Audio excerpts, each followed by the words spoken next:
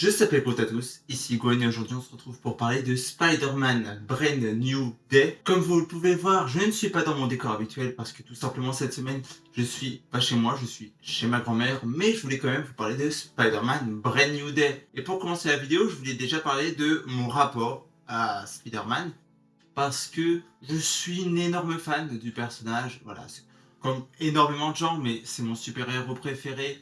C'est avec lui que j'ai découvert l'univers des super-héros, notamment quand j'étais petit, je regardais Ultimate Spider-Man. J'ai regardé aussi les films de Sam Raimi, les films de Mark Webb. J'aime tous les films Spider-Man. Et si on ne compte que les films Spider-Man avec Spider-Man, les merdes que nous a fait Sony, non merci. Mais sinon, j'aime tous les films Spider-Man. Et même pour aller plus loin, si on retire Spider-Man Homecoming, qui est un film que j'aime bien, que j'apprécie, devant lequel je passe un bon moment, mais si on retire ce film-là, j'adore tous les films Spider-Man. Vraiment, même Spider-Man 3, même Spider-Man des The Amazing Spider-Man, même Spider-Man Far From Home, même Spider-Man No Way Home, je les adore. Ils ont d'énormes défauts, notamment No Way Home, dont je vais peut-être faire une vidéo. J'ai une vidéo que j'avais déjà commencé à écrire il y a un moment sur Spider-Man No Way Home, que j'avais déjà prévu de sortir en décembre, mais je m'étais fait avoir par le temps, etc. Et je voulais la sortir aussi là pour Spider-Man Brand New Day, mais je ne pensais pas que la vidéo IMAX allait me prendre autant de temps de travail. Du coup, j'ai pas eu le temps de travailler ma vidéo sur No Way Home, mais peut-être je la sortirai prochainement. Enfin, prochainement, c'est dans, je pense, pas avant 1 ou 2 mois, mais peut-être je la sortirai prochainement. Mais No Way Home est une catastrophe, mais malgré ça, j'adore ce film. J'attendais beaucoup ce Spider-Man Brand New Day, étant donné que vous l'aurez compris, mais tu mets un film avec Spider-Man dedans, j'adore le film. Voilà, je ne demande pas plus, je veux juste Spider-Man. Alors après, j'estime avoir quand même un recul objectif, notamment quand je suis dit avec Spider-Man No Way Home, mais même Far From Home, qui a des défauts, même The Amazing Spider-Man 2 notamment, Spider-Man 3 et encore, je trouve, ces films-là, même s'ils ont beaucoup de défauts, ils ont beaucoup de qualités aussi. Globalement, j'adore Spider-Man. Il y a aussi la série Your Friendly Neighborhood Spider-Man qui est sortie l'année dernière et je crois qu'il va y avoir une deuxième saison cette année. Et j'ai adoré cette série. Vraiment, allez la voir, c'était mon top 1 l'année dernière en série. Allez voir mon top flop série 2025. Et du coup, ce film-ci, je l'attendais pas mal, on va pas se mentir, parce que déjà je me demandais ce qu'ils allaient faire après No Way Home, qu'est-ce qu'ils allaient faire du personnage, et surtout parce que on s'est enfin débarrassé de John Watts. Voilà, je déteste John Watts comme beaucoup de monde. Il a apporté rien d'intéressant à Spider-Man. Je sais pas si je l'avais dit en vidéo ou si je l'avais juste parlé avec mes potes, etc. Mais un plan, le premier plan de la bande-annonce de Spider-Man Brand New Day, il racontait plus d'histoires que toute la mise en scène de John Watts en 3 films.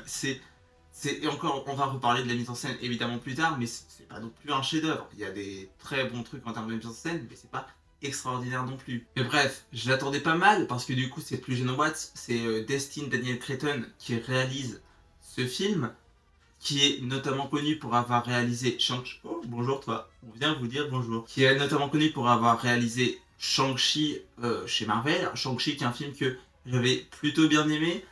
Et faudrait que je le revoie pour voir mon avis dessus de ça, mais j'avais généralement plutôt bien aimé et je l'avais trouvé très sympa comme film. Et j'ai failli oublier de parler, mais évidemment, les Spider-Verse. J'adore ces films. Spider-Man Into the Spider-Verse, c'est mon film préféré. Pas mon film Spider-Man préféré, pas mon film de super-héros préféré, mon film préféré. J'adore vraiment ce film, je le trouve extraordinaire. C'est le meilleur Spider-Man, sans aucun doute. J'adore ce film. Je suis vraiment in love de ce film. Pareil pour sa suite. Je préfère le premier film, mais à cause de Spider-Verse, je le trouve absolument génial. Il est fabuleux. Et du coup, on en vient à Spider-Man Brand New Day. Alors, est-ce que Destin Daniel Cretton a relevé le défi? Oui. Oui. Et à un point où c'est peut-être parce qu'il y a l'euphorie du moment, etc., et que c'était récent, mais je dirais que c'est l'un des meilleurs, si ce n'est le meilleur film Spider-Man en live action. Évidemment, le film Spider-Verse surpasse tout, mais en live action, je pense que c'est vraiment l'un des meilleurs films Spider-Man. Et donc, on va venir parler de l'histoire. C'est l'histoire la plus Spider-Man possible. Du coup, l'histoire du film, pour rappel, dans Spider-Man No Way Home, à la fin, pour sauver le multivers, Peter Parker demande à ce que tout le monde l'oublie. Parce que c'est comme ça qu'il faut faire. Parce que le film est mal expliqué. Parce que le film n'a aucun sens. Mais bref, globalement, tout le monde oublie Peter Parker. Notamment MJ, sa copine, et Ned, son meilleur ami. Et donc là, pour ce film, ça va être les conséquences tout simplement de ça. Le fait qu'il va être très seul. Le fait que, bah, du coup, il a cette nostalgie envers ses amis qu'il veut en même temps revoir, mais en même temps, il veut les protéger. Il oublie un peu Peter Parker pour laisser place à Spider-Man. Et notamment, il va avoir là des modifications génétiques. Notamment, on le voit dans la bande-annonce, il a des toiles qui sortent directement de son poignet, comme le faisait Tobey Maguire. Il y a d'ailleurs une référence dans le film et il parle de Peter 2, qui est du coup le surnom qu'ils avaient donné à Tobey Maguire pour différencier les différents Peter. Et du coup, tout le film, ça va être sur tout simplement cette évolution de Spider-Man et cette évolution de Peter, de comment il va les gérer. Évidemment, ça va être une mise en parallèle de l'un à l'autre, et c'est le truc le plus Spider-Man possible, je pense, parce que Spider-Man, c'est ce passage à l'âge adulte, et ils en parlent dans le film parce que apparemment, les araignées ont une métamorphose. Vraiment, tu vas avoir une sorte de mini documentaire qui va regarder pour en apprendre plus dans un coin de l'écran. On va apprendre d'autres choses en même temps, mais où ça explique que les araignées, en fait, à l'âge adulte notamment, elles vont muer, etc. Elles vont avoir plein de changements et tout, et que c'est pour ça que Peter a ces changements physiques, entre guillemets, mais aussi ces changements spirituels, parce que les responsabilités de l'âge adulte, qu'est-ce qu'il doit faire, son identité, est-ce qu'il est Peter Parker, est-ce qu'il est Spider-Man, ce mal à se trouver lui-même, le mal à trouver les autres aussi. Du coup, il va y avoir énormément le thème de la solitude qui va être très intéressant et très présent dans le film. Tu as un plan qu'on voit dans la bande-annonce que... Enfin, je crois que c'est ce plan-là, mais on va voir Peter de côté avec tout simplement la machine à laver, avec le costume de Spider-Man dedans, et lui, en Peter Parker, du coup, adossé dessus, qui te fait vraiment comprendre que c'est globalement cette rivalité entre Peter Parker et Spider-Man qu'il va y avoir dans le film, les changements qu'il va y avoir du coup de la quantité physique, mais même d'un point de vue social, du coup, alors là, évidemment, ses amis l'ont oublié et tout ça, mais il y a un changement qui s'opère au moment du lycée et au moment des études dans la vie normale. Je parle pas forcément de Spider-Man. Et aussi, il y a, alors littéralement dans le film, une part sombre qui commence à naître. Je pense qu'on a tous senti ce moment où on commence à devenir adulte, une part plus sombre de nous, une part plus pessimiste peut-être, qui du coup va être très présente dans le film. Encore une fois, dans cette dualité, il va y avoir tout un truc d'hormones, d'ADN, où c'est l'ADN d'araignée qui va plus prendre le contrôle de Spider-Man. Du coup, il y aura plus le Spider que le Man.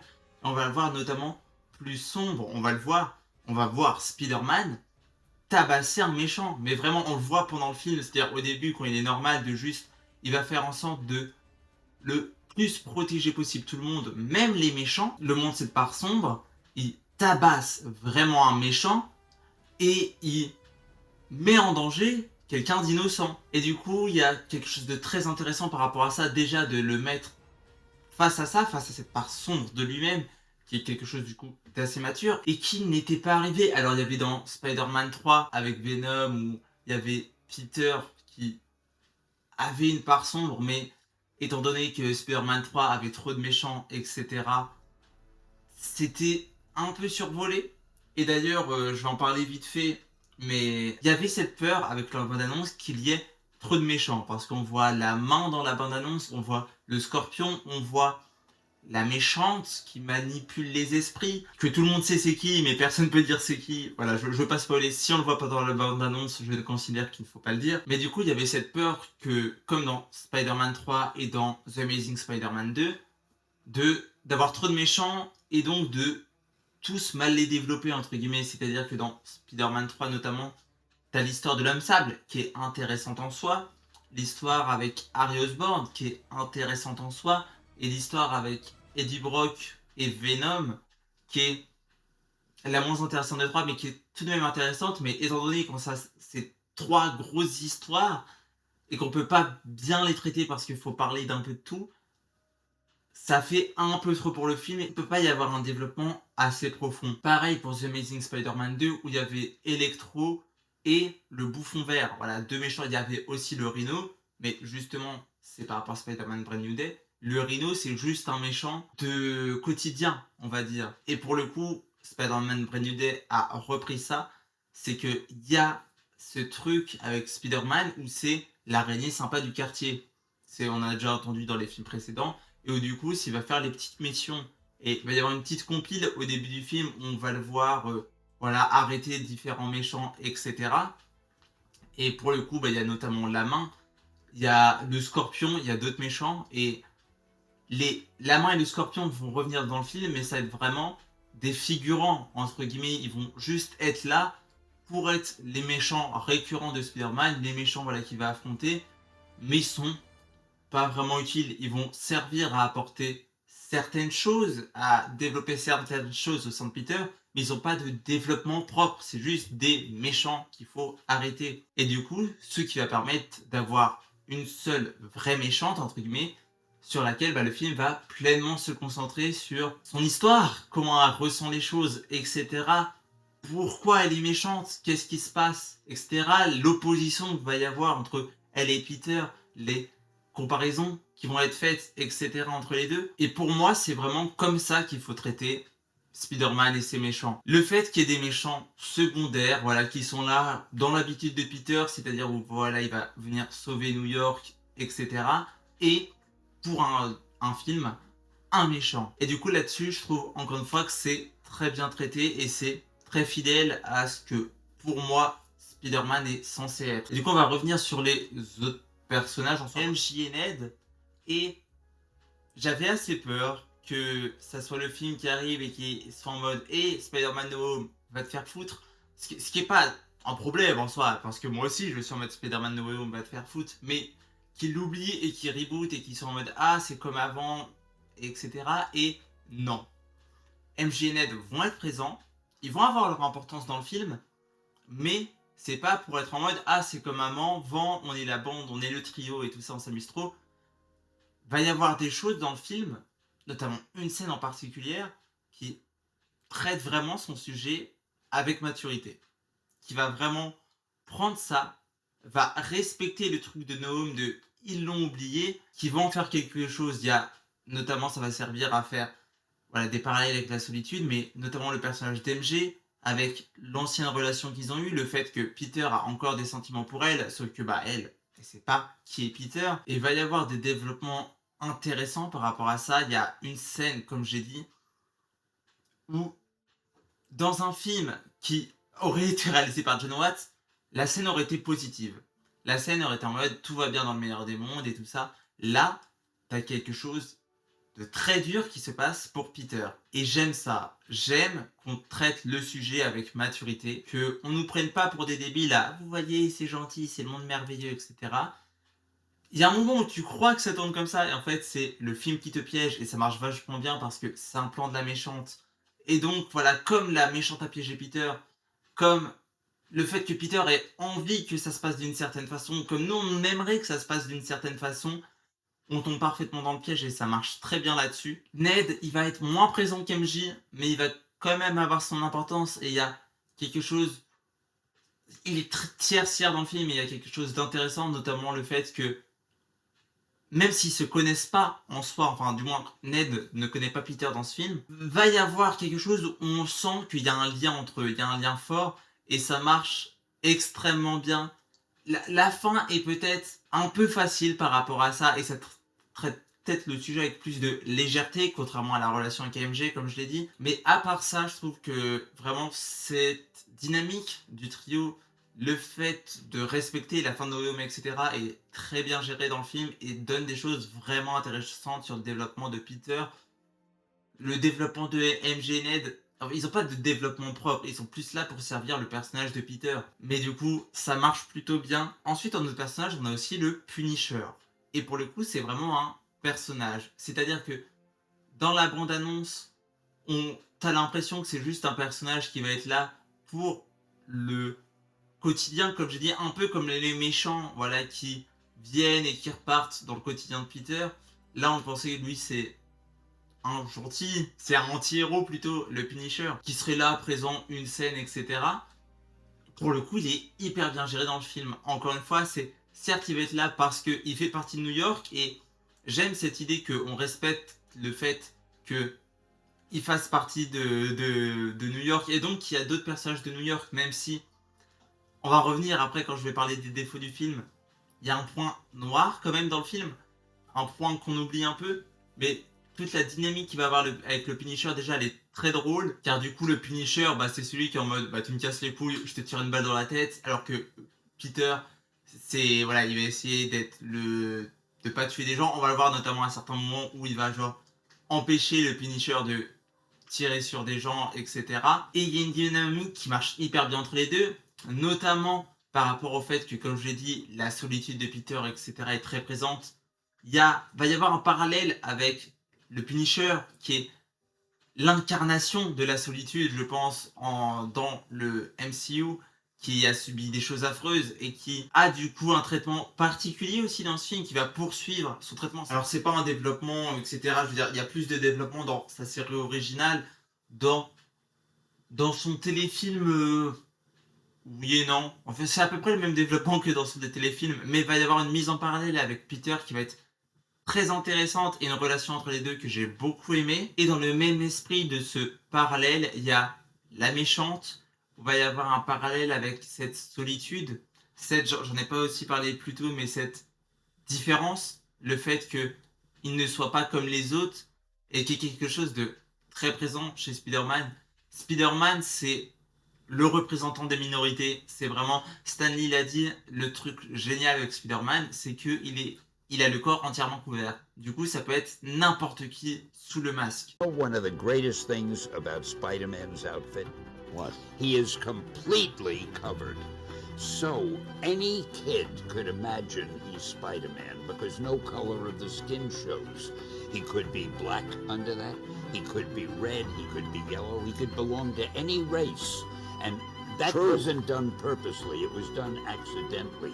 But I think it was the best thing we did, making him so that he could be anybody under that costume. Et du coup, Spider-Man a toujours été ce défenseur, entre guillemets, des minorités. Et là, on va le voir, ça va beaucoup parler de différence dans le film, le fait que... Alors, tous les sujets dont j'ai parlé plus tôt sont présents à l'âge adulte, mais quand tu fais partie d'une minorité, ils ont encore plus de présence, étant donné, voilà, avec l'isolement social, les discriminations, etc. Il y a encore plus cette présence. Et donc, il y a quelque chose d'assez intéressant par rapport aux propos qu'il va y avoir dans le film. Alors là, leur différence, c'est le fait d'être des super-héros. Mais tu sens que ça va être mis en lien avec autre chose. Tu as notamment un moment, une scène avec la méchante et qui du coup peut contrôler les esprits et peut aller dans les souvenirs de Peter.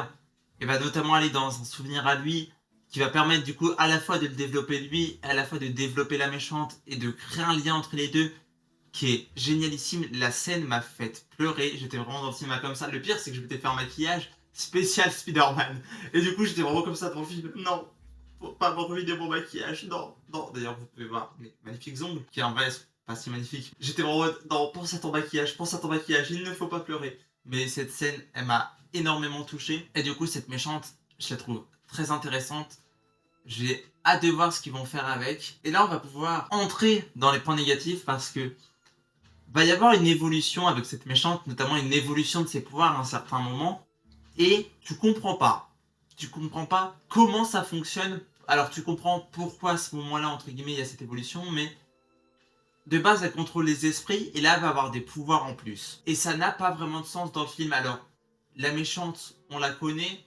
Bon, alors, on l'a déjà vu, on ne l'a pas vu elle, on n'a pas vu cette version du personnage, mais on a déjà vu d'autres versions du personnage. Et donc, quand tu connais le personnage, tu dis oui, c'est normal qu'elle ait ces pouvoirs-là. Mais dans le film, en lui-même, le film ne doit se contenter que de lui-même, pas espérer que les gens aient vu d'autres versions du personnage. Là, il nous présente une nouvelle version du personnage, donc on soit un nouveau personnage. Et le fait que ce personnage ait cette évolution avec ses pouvoirs, ça paraît un peu étrange dans le film. Ça paraît un peu étrange et je trouve c'est pas assez expliqué et c'est un peu dommage. Dans la même idée, on a le personnage de Hulk et je vais étonner beaucoup de gens, mais je défends Professeur Hulk. Pour moi, Professeur Hulk est la conclusion parfaite du personnage de Hulk. Le fait que Hulk et Bruce Banner aient enfin fait la paix et cohabitent dans un même corps, je trouve ça génial. Et déjà dans Shang-Chi, on le voyait en tant que Professeur Hulk, sans trop d'explications. Dans She-Hulk, je sais plus comment ça se passe exactement. Je crois qu'il est encore en Professeur Hulk. Je sais plus vraiment ce qui se passe, j'ai un peu oublié She-Hulk, mais bon. Voilà, mais là du coup, on le voit dans le bande-annonce, il y a Bruce Banner. Et il va y avoir un lien du coup qui va servir avec Peter, c'est pour ça que dans le film, il va y avoir quelque chose qui permet de contenir Hulk. Et pourquoi tu as fait ça, Bruce?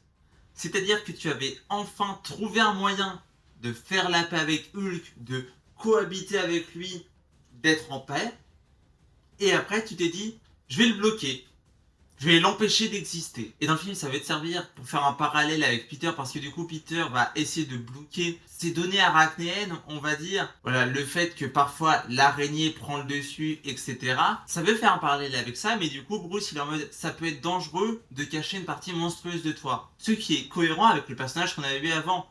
Hulk et Bruce Banner ont mis des années à cohabiter ensemble, et notamment Bruce Banner a eu énormément de mal à accepter Hulk. Il l'avait enfin accepté, donc pourquoi maintenant il le bloque en fait? C'est pas cohérent et pour moi c'est vraiment un problème. Et ça aurait été encore mieux, le film aurait encore mieux marché où on voit Bruce Banner et Hulk cohabiter ensemble. C'est incohérent et pour moi c'est vraiment un gâchis du personnage de Hulk. Alors t'en as qui étaient en mode ah trop bien, il y a le retour de Hulk, etc., du vrai Hulk et tout, mais ça ruine totalement l'évolution du personnage et moi je trouve ça vraiment très problématique. Aussi un autre petit défaut, il y a certains effets spéciaux, à un moment certains fonds verts notamment, qui se voient. Alors t'as eu un effort quand même, notamment ils ont tourné certaines scènes vraiment dans la rue. Je crois pas que ça soit New York, je crois. Je me demande si c'est pas Berlin parce que j'ai vu à la fin il y avait des trucs à Berlin et tout ça, mais il y a eu vraiment des scènes de tournée dans la vraie vie entre guillemets, mais il y a certains moments où tu vois tout de même les fonds verts, certains effets spéciaux. C'est pas horrible, c'est pas dégueulasse, c'est pas au niveau de No Way Home, mais voilà, c'est pas extraordinaire. Il y a quand même certains effets spéciaux qui marchent bien, notamment Peter fait très naturel, que ça soit dans les scènes d'action ou quoi que ce soit. Dans les précédents films, on avait toujours cette impression d'avoir une entité numérique. Là, je sais pas s'il y a eu des vraies cascades de fait, c'est pour ça que ça fait vrai parce que tout simplement c'est vrai. Ça marche très bien et c'est plutôt cool, mais il y a tout de même certains effets spéciaux à certains moments qui viennent gâcher un peu ça. T'as aussi au défaut une révélation, une certaine révélation. Tu savais dès le début et tu as vu ce qui s'est passé précédemment. Tu te demandes pourquoi Peter collabore, enfin c'est très bizarre, ça fait très forcé et cette révélation marche pas très bien, on s'y attendait. Voilà, c'est un petit problème. Le dernier problème, c'est Daredevil. Alors je sais pas quand se place la saison 2 ou même la saison 1 de Daredevil Born Again dans ce film, si c'est avant ou si c'est après.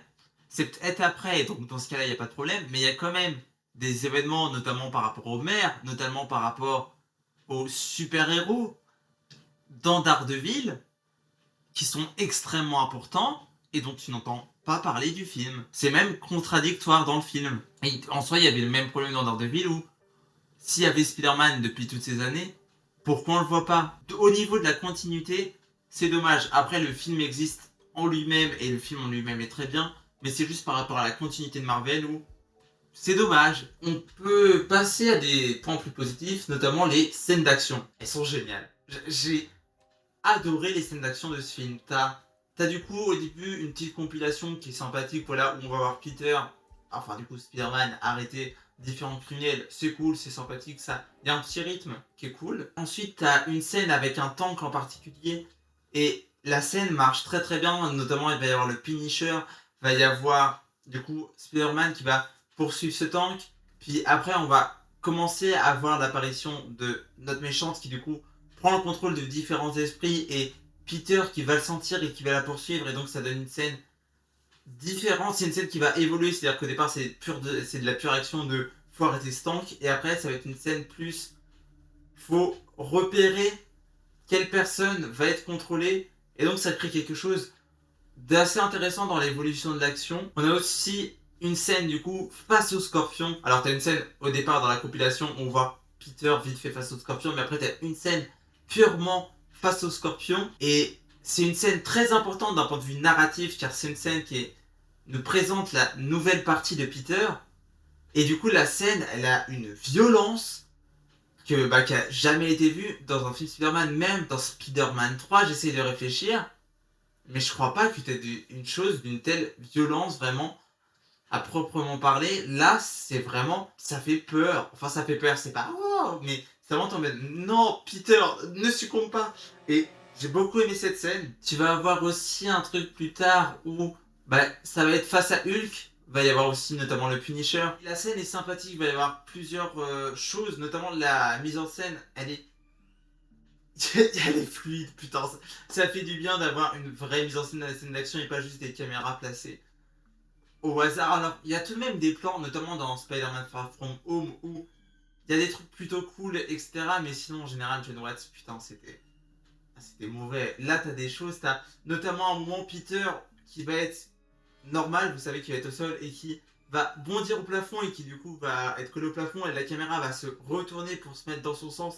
Ça va être plutôt cool. Il y a un moment, on va voir Peter, pour échapper à Hulk, grimper au plafond, enfin grimper au plafond sur les murs, etc. Et donc la caméra va pivoter et la scène est ultra fluide, ça marche très bien. Va y avoir également après un combat face au groupe de la main, du coup c'est ces trucs qu'on avait déjà eu dans Daredevil où ce sont des ninjas. Et notamment cette scène, ça va être la méchante qui va contrôler leur esprit et qui va les contrôler tous en même temps. Et du coup, ils vont agir comme une seule et même entité, et ça va créer quelque chose de très créatif, car on va voir notamment ils vont être très liés et genre ils vont se déplacer ensemble pour pouvoir attaquer Peter. Il y a des moments où genre ils vont se servir d'escalier pour pouvoir attaquer Peter, etc. Et ça va créer des choses très créatives et très intéressantes. Encore une fois, il va y avoir une caméra assez enfin je sais pas comment dire, assez pas assez fluide, mais qui va vraiment bien suivre toute la scène, qui va suivre nos personnages, qui va être assez dur par moments, car Peter va prendre des coups dans la tête, quoi. On va le voir. Alors par moments il va saigner. Enfin, va y avoir vraiment des trucs, des images qui vont être très impactantes. Du coup, tu vas avoir vraiment des choses où on va suivre tout simplement la tête de Peter qui va se faire fracasser, qui va arriver au sol, et ça crée quelque chose de très impactant. Et la scène de combat final, c'est pas un combat. C'est une scène spirituelle, encore une fois. J'adore. Il y avait pareil dans Thunderbolt, c'est-à-dire que on règle pas les choses en s'éclatant la face. À la fin, c'est quelque chose de plus spirituel qui, là, prend d'autant plus un sens, étant donné que la méchante contrôle les esprits. Donc, le fait que ça se joue dans les esprits, ça marche très bien. Et je trouve déjà ça génial de base. Mais le fait que là, en plus, ça soit Spider-Man, ça correspond parfaitement au personnage, parce que on va le voir. Va y avoir notamment une remise en question à plusieurs moments dans le film de ça. Peter, il veut pas fracasser des mâchoires. Il veut juste tout simplement empêcher des crimes. Mais là, au-delà de juste neutraliser les gens, il va essayer de comprendre ce qui se passe avec cette méchante. Et il va essayer même de l'aider. Et je trouve ça absolument génial. Notamment à la fin de cette scène, t'as quelque chose qui se passe. J'étais choqué. J'étais vraiment en mode... Ils ont fait ça. Ils ont fait cette scène. Alors, tu doutes de l'issue de la scène, parce que c'est Spider-Man, et voilà, tu doutes de qu'est-ce qui va se passer ensuite, mais t'as vraiment quelque chose où ils ont osé faire ça à Spider-Man. C'est affreux, mais c'est génial. C'est vraiment ça que j'ai aimé dans le film, c'est ils te prennent pas pour des débiles comme pouvaient le faire les films Home précédemment. Ils traitent le sujet avec maturité, en fait. Et donc il va se passer des choses vraiment dures dans le film. Aussi, pour finir ce truc des scènes d'action, t'as plusieurs scènes de voltige, mais t'as notamment une scène de voltige qui est génialissime. La scène, elle est vraiment extraordinaire. Je sais pas si elle est au même niveau que celle de Amazing Spider-Man 2, qui est vraiment géniale aussi. Mais cette scène-là, elle elle est vraiment géniale, j'ai vraiment adoré. Mais sinon, en termes de mise en scène plus générale, alors c'est pas grandiose, c'est très efficace. Ça passe très bien, comme j'ai dit, pendant les scènes d'action, il va y avoir des choses assez intéressantes, les moments où la caméra va suivre Peter, du coup va se retourner, va faire des choses plutôt intéressantes là-dedans. Mais sinon, il va y avoir, du coup, comme j'ai dit, cette mise en parallèle entre Spider-Man et Peter Parker. Il va y avoir différents plans dans le film. J'ai dit plutôt avec notamment le truc de la machine à laver. Mais il va y avoir notamment la caméra, certainement, qui va passer derrière le masque, qui va se concentrer notamment sur ses yeux, qui d'ailleurs reprend un truc de Sam Raimi, car Sam Raimi adore filmer les yeux. Et c'est quelque chose de très commun dans les films en fait, parce que les yeux c'est ce qui retranscrit le plus d'émotions. Mais là, il va y avoir quelque chose en particulier avec ses yeux. Et donc, on va voir ses yeux à plusieurs moments, l'évolution de comment il va voir les choses tout simplement. Et du coup, comment il va les ressentir, etc. Et il va y avoir des moments où on va regarder ses yeux de Spider-Man, d'autres moments où ça va être ses yeux de Peter Parker. Il va y avoir quelque chose d'assez intéressant là-dedans. T'as notamment le fait à la fin, par rapport à cette double identité, il va y avoir un choix dans son costume qui va être très intéressant. Alors t'as ce truc classique où vous savez le super-héros retire son masque, c'est souvent quelque chose parce que on a des gros acteurs donc faut les montrer. Et en même temps t'as des contrats d'acteurs où ils veulent montrer leur visage pour pouvoir dire c'est bien moi son costume. Mais pour le coup les moments où on enlève le masque dans le film, ce sont des moments cohérents en fait. Ce sont des moments cohérents et qui apportent quelque chose dans cette symbolique de Peter Parker et de Spider-Man et de l'opposition entre ces deux entités. Tu vois aussi le moment où il va se métamorphoser. On va avoir une caméra épaule mais très vraiment épaule, c'est-à-dire que généralement on a ce qu'on appelle une steadicam. C'est donc le moyen d'avoir une caméra épaule mais assez stable en fait pour pas que ça soit flou, etc. Pour qu'on puisse suivre les personnages tout de même et qu'on comprenne ce qui se passe. Et là pour le coup non, on a du mal à comprendre ce qui se passe parce que c'est le moment où Peter va être totalement perdu et donc on va essayer de le suivre. Mais le truc va être très flou, on va avoir du mal à suivre et c'est totalement cohérent avec ce qu'est en train de vivre Peter. Et notamment il va y avoir quelque chose à ce moment-là par rapport à son sens d'araignée qui va être surdéveloppé. Il va y avoir des effets sonores qui vont très bien marcher. Le fait que ça va reprendre, vous savez, la seule bonne idée de mise en scène de No Way Home où t'as ce truc de zoom compensé où c'est un truc, une technique au cinéma où en fait on va, alors je sais jamais, mais on va genre en même temps reculer la caméra et en même temps zoomer sur l'image, ou alors en même temps avancer la caméra et en même temps dézoomer, et ce qui du coup donne cet effet. Voilà, cet effet où on a l'impression que soit le décor se rapproche du personnage, soit le décor s'éloigne du personnage. Spider-Man No Home utilisait ça pour nous faire sentir le sens de Peter, et là ils vont réutiliser ça, mais vu que ça va être vraiment l'hypersens, ils vont vraiment le faire x1000 et créer des choses floues, des limites duplication d'image, et ça va créer une esthétique très particulière et assez intéressante. Et en plus ça va permettre de à la fin faire un parallèle avec la méchante et tout, et ça va être plutôt bien. On a aussi avec la méchante, comme je dis, elle contrôle les esprits. Et du coup, il y a plusieurs moments, voir Peter parler avec la personne dont elle contrôle l'esprit. Mais il va y avoir aussi des moments où on va la voir, elle, alors elle va souvent rester dans l'ombre et tout ça parce qu'on ne sait pas qui c'est pendant une grande partie du film. Mais où, pour certaines phrases, ça va être tout simplement un chant contre chant de Peter et la personne qui contrôle. Et pour d'autres, où ça va être des phrases plus personnelles, des phrases qui vont vraiment s'intéresser au personnage et pas juste à l'histoire entre guillemets, et où ça va être un contre-champ de Peter et de elle qui est dans un autre endroit. Et donc je trouve que c'est très intéressant et c'est très bien choisi de ce point de vue là. Il y a aussi certains moments où c'est un peu surstylisé et j'aime bien. J'aime bien cette esthétique. Alors il y a certains moments ça fait trop, notamment t'as un moment un ralenti avec le Punisher et Hulk et Spider-Man, mais voilà, c'est en mode, c'est vraiment juste. Là, c'est juste être esthétique pour être esthétique. Mais t'as une scène où, juste avant que Peter se transforme, où il va vivre quelque chose de traumatisant, entre guillemets, pour lui. Et cette scène, elle est vraiment surstylisée, mais ça marche très bien. Déjà, je pense que c'est un énorme parallèle à une même scène dans Spider-Man Across the Spider-Verse. On va voir Peter fuir la Spider Society pour se réfugier parce il vient de subir un traumatisme. Enfin, pas Peter, du coup, c'est Miles Morales dans Across the Spider-Verse. Il va suivre et il va voir différents flashbacks. Et voilà, sous la pluie, etc. Et ça va clairement reprendre ça. Alors là, ça va être moins expressif que dans Spider-Man Across the Spider-Verse, forcément, parce que Spider-Man Across the Spider-Verse, c'est un film d'animation, donc tu peux te permettre certaines choses. Là, ça va être moins expressif, mais ça reprend clairement cette idée-là, en tout cas, je l'ai vraiment senti comme ça. L'enchaînement de séquences marche très bien, et t'as un plan, notamment à la fin, qui est magnifique, qui est d'un point de vue purement esthétique, qui est magnifique, avec Peter sous la pluie, etc., et qui a aussi un sens narratif qui est assez intéressant. En général, la mise en scène, sans être un chef-d'œuvre ou quoi que ce soit, apporte des choses intéressantes et nous raconte des histoires et ouais, et au-delà de ça, ça crée des scènes d'action vraiment intéressantes, vraiment fluides. Et Destin Daniel Cretton sait filmer une scène d'action. Et aussi, pour terminer la mise en scène, t'as beaucoup de gens qui ont reproché à la bande-annonce d'être assez grise, assez terne par moments. Et alors, il y a certaines scènes, pour le coup, qui vont l'être.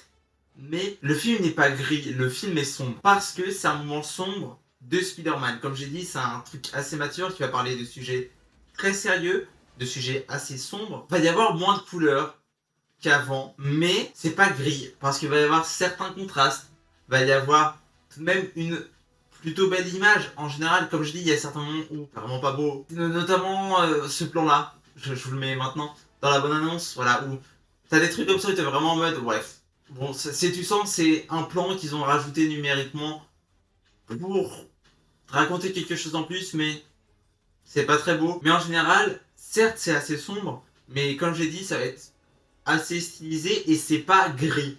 C'est sombre. Et du coup, ça marche plutôt bien dans le film. En fait, genre, Spider-Man No Way Home, c'est gris. Genre, il n'y a aucun effort, c'est éclairé de façon de base. Là, il y a vraiment des contrastes, il y a différentes lumières. Ça paraît con, hein, mais c'est déjà plus que ce que faisait Spider-Man No Way Home. On va passer sur les décors. T'as notamment le Spider Repère, je sais pas comment l'appeler, mais l'endroit où va vivre Peter, qui est du coup ce grenier, qui marche plutôt bien, qui est assez intéressant pour nous montrer que, bah en fait, l'endroit où il vit, ça fait plus repère de super-héros que appartement. Et qui du coup apporte quelque chose d'intéressant dans ce développement de Peter. Il va y avoir pareil plus tard par rapport au Punisher. Il va y avoir du coup une planque dans laquelle on va aller et la planque pareil ça va plus faire repère de super-héros que vraie maison. Et du coup tu as cette comparaison entre les deux et en même temps c'est deux endroits totalement différents. La planque de Frank c'est dans un ancien dock, en fait dans un ancien voilà, bâtiment de port où il va y avoir notamment un sous-marin. Et du coup, ça crée un décor assez particulier et ça sert à montrer la différence entre aussi Spider-Man et le Punisher, leur différence et leur point commun de les deux vivent dans un repère des super-héros et donc effacent leur partie humaine, mais les deux sont totalement différents. Je trouvais ça plutôt intéressant. Et sinon, en général, il va y avoir une importance de New York dans le film, notamment dans le générique. Vous savez, il y a toujours deux types de génériques. Il y a le générique avec globalement les réalisateuristes, les scénaristes, les producteuristes, les acteuristes aussi tout simplement, avec globalement les chefs d'équipe, et après un second générique avec en détail chaque département, etc. Et du coup, généralement, ce premier générique dans les précédents Spider-Man, c'était, vous savez, c'était de l'animation. Là, ce générique, ça va être des séquences de New York, mais pas des séquences de New York avec Spider-Man. Je pense que c'est vraiment juste une équipe du film qui est partie filmer New York. Et t'as notamment, je sais pas, par exemple, un chauffeur de taxi. Et je pense que c'est un vrai chauffeur de taxi. Et donc, t'as vraiment cette intention de mettre New York au centre du film. Ils vont parler notamment à plusieurs moments. Il y aura une histoire avec Staten Island entre le Punisher et Spider-Man.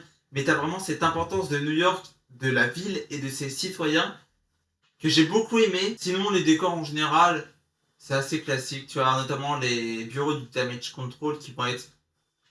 Ce sont des bureaux, quoi. Tu vas avoir une pièce particulière qui a une certaine esthétique, mais c'est compliqué de pas dire parce que ça sera un énorme spoil pour le film. Mais sinon, voilà, les décors, c'est sympathique, mais il n'y a pas non plus de choses particulières. Maintenant, J'ai quelques détails à rajouter. Le film est plutôt drôle, il va y avoir plusieurs moments là qui vont être assez amusants, qui vont te faire rire, ça respecte toujours ce truc de Spider-Man, même si là le film il est sérieux. Il y a quand même des blagues assez marrantes, notamment comme je dis, avec notamment les relations, les différentes relations entre Peter et le Punisher, entre Peter et MJ, entre Peter et Ned, même parfois genre des interactions entre MJ et le Punisher. C'est des trucs qui marchent plutôt bien. T'as aussi un truc qui peut paraître étonnant, mais il n'y a pas de scène post-générique. Alors, il y a une scène à la fin, il y a le fameux Spider-Man Will Return, et t'as une... C'est pas vraiment une scène, mais t'as quelque chose qui...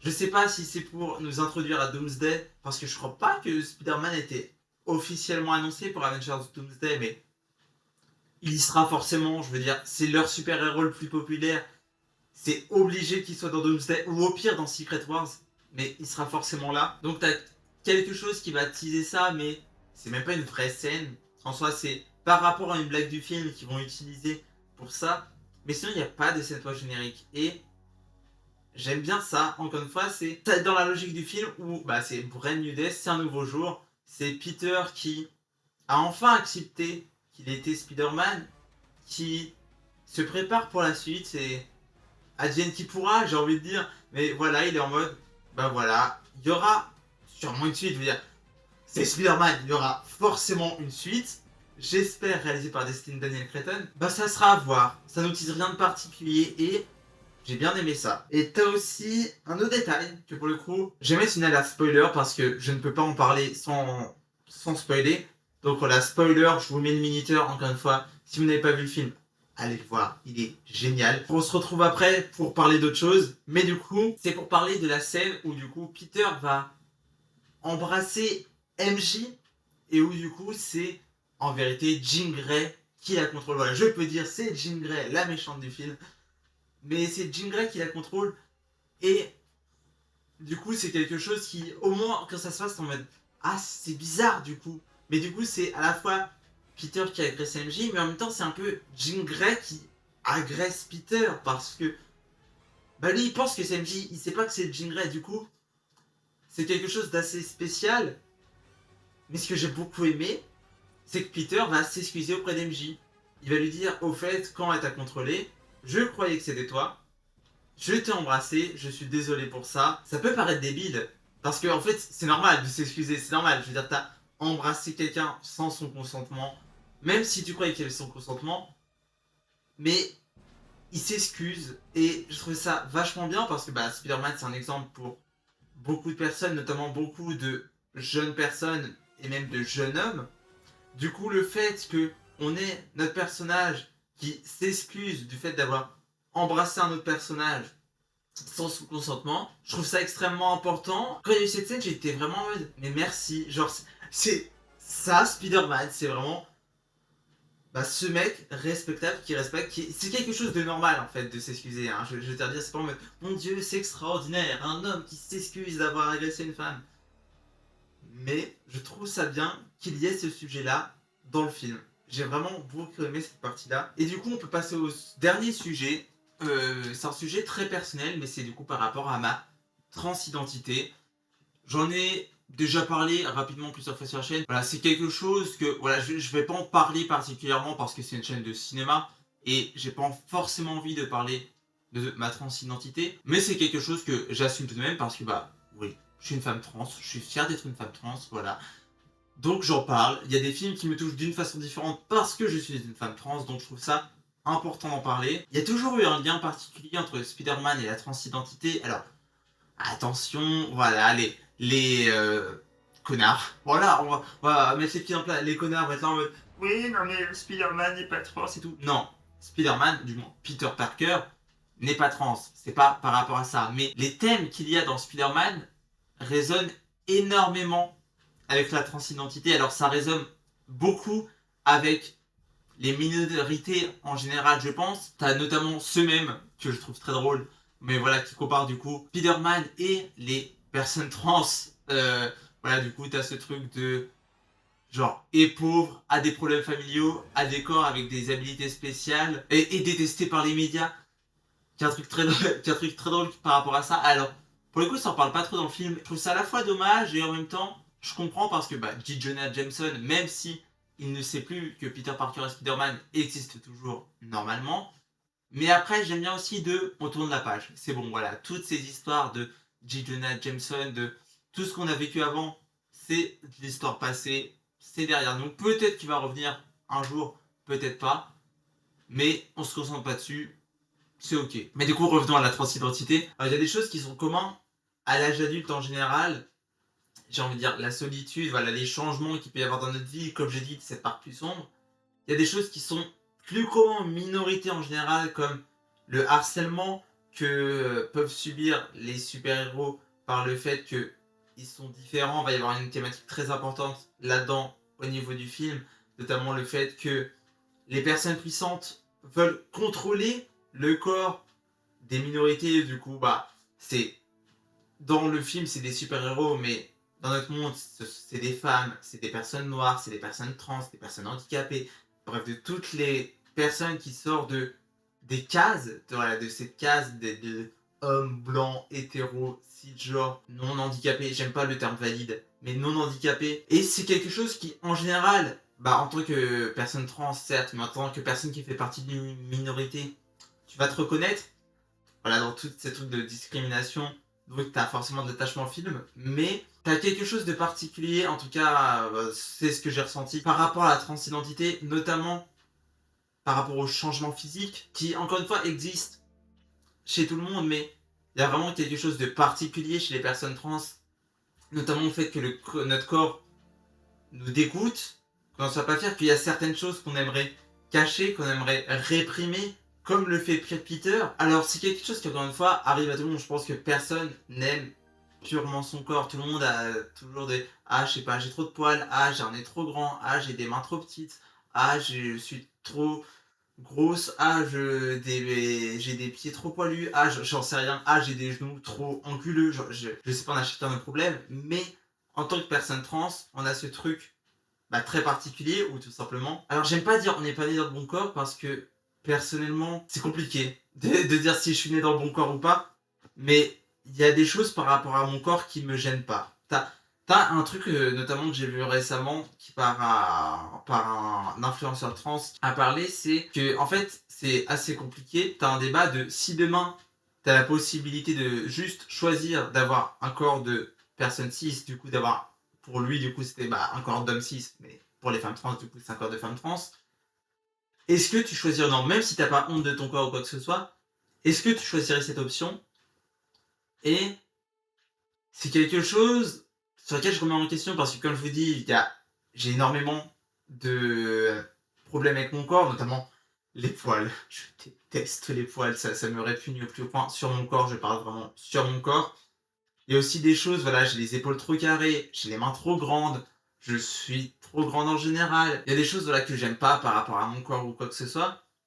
Mais il y a des choses qui me dérangent pas particulièrement, notamment ce que j'ai en bas.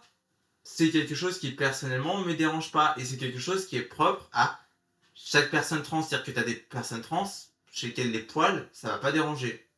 Tu as des personnes trans chez lesquelles je sais pas, ça va les déranger d'avoir un crâne trop masculin ou trop féminin si ce sont des hommes trans. Bref, c'est propre à chaque personne trans est différente, mais du coup tu as ce truc de, même si je suis fier de mon corps, je suis fier d'être trans, il y a quand même des trucs sur lesquels je suis pas à l'aise, sur lesquels j'aimerais changer, sur lesquels j'aimerais réprimander entre guillemets, comme Spider-Man le fait dans le film. Et du coup, t'as cette chose dans le film où il le dit littéralement, j'aimerais supprimer les parties monstrueuses de moi. Et t'as Bruce Banner qui lui répond, mais c'est quoi une partie monstrueuse? Tu vois, qu'est-ce qui est bien, qu'est-ce qui est mal? Et du coup, c'est quelque chose qui est assez compliqué et qu'il faut vivre avec. Voilà, c'est le message du film, c'est faut vivre avec. Voilà, il y a des choses en nous qui vont pas nous plaire, il faut vivre avec. Alors évidemment, on peut les contrôler, on peut les changer. T'as notamment Spider-Man, quelque chose où il va pas pleinement devenir une araignée, entre guillemets, c'est assez compliqué de faire sans spoiler, mais où il va faire un mélange entre les deux, etc. Et ce qui est du coup, la solution, entre guillemets, qui est donnée dans le film, c'est s'accepter comme on est, et tous les petits trucs qu'on peut ne pas aimer chez nous, tous les petits défauts, que ce soit corporel ou non, et bah les accepter. Et c'est quelque chose qui en général, bah faut accepter, t'es comme ça. Et après, bah tu peux changer. Tu vas changer, même, c'est obligé. Tu finis toujours par changer. Faut l'accepter et faut faire avec. Faut faire avec l'ancien soi et le nouveau soi pour être le soi présent. Mais c'est quelque chose qui du coup m'a beaucoup parlé. Encore une fois, je pense pas que le film a été fait en mode on va parler aux personnes trans. Mais c'est quelque chose qui résonne énormément avec moi, avec ma transidentité. Et bah, ça me semble important d'en parler parce que bah, je suis là pour vous parler des films, de comment je les ai vécus, comment je les ai ressentis. Et donc, bah, je voulais partager ça. Bref, voilà, pour résumer, le film est génial.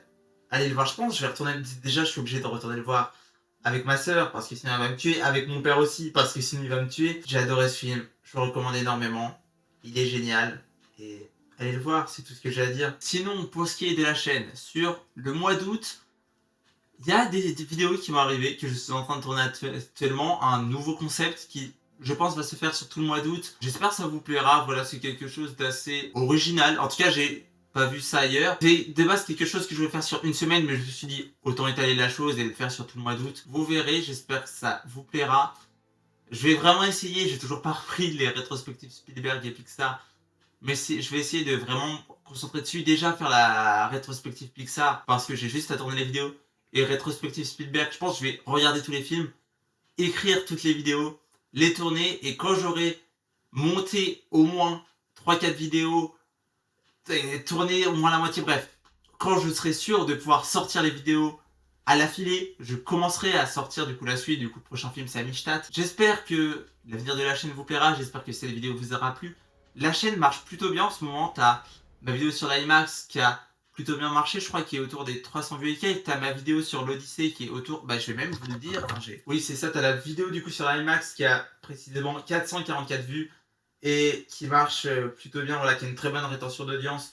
J'en suis assez fier. T'as la vidéo sur l'Odyssée qui a 500 vues, donc ça marche encore mieux, donc tant mieux. Après, si vous voulez voir, allez voir mes deux vidéos évidemment, mais ma vidéo sur l'IMAX m'a pris beaucoup de temps, beaucoup de travail, donc allez la voir, vraiment, j'en suis très fier. Mais sinon, la chaîne marche plutôt bien. Alors, certes, vous allez me dire, c'est pas grand chose, 500 vues ou quoi que ce soit, mais pour moi, c'est beaucoup par rapport à ma chaîne. Voilà, on a dépassé aussi, on est aux 70 abonnés.